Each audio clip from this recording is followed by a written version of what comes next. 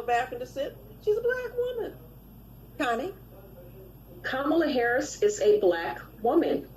Kamala Harris is not an African American woman, as evidenced by the fact that her birth certificate, her mother put that she was white. Her mother herself, the mom, claimed that she was white when she's a black Indian of the upper class Brahmin. Brahmin, yes. Kamala, every time she's been sworn into any office, she swore in as an Indian American.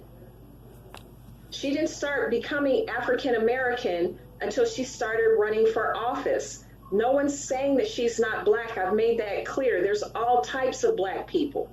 She is not an African American, and she hasn't. It seems like everybody on this panel, we all grew up in white spaces, so we all understand what it is to have. Not me. Oh. Well, you're not on the panel. You're the host. Oh, okay. We all understand what it's like to be a very unique individual and having a certain lived experience. So what ADOS is saying is Kamala is very suspect because she keeps identifying as other until it benefits her.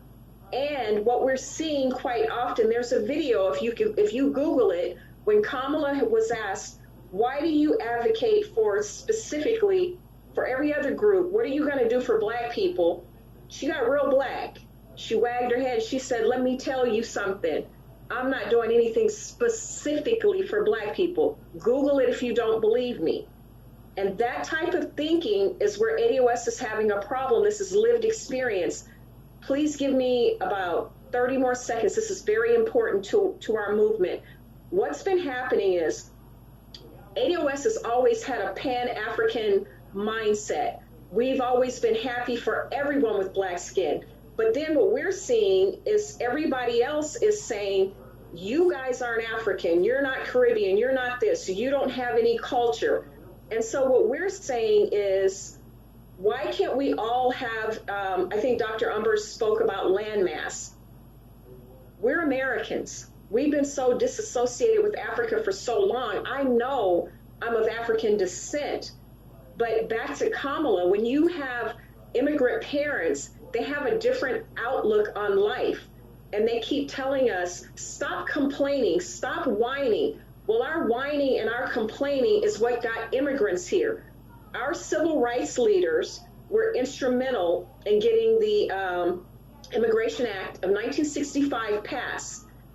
Africans, Mexicans, and Asians were specifically excluded from immigrating here, and we fought for that door to open.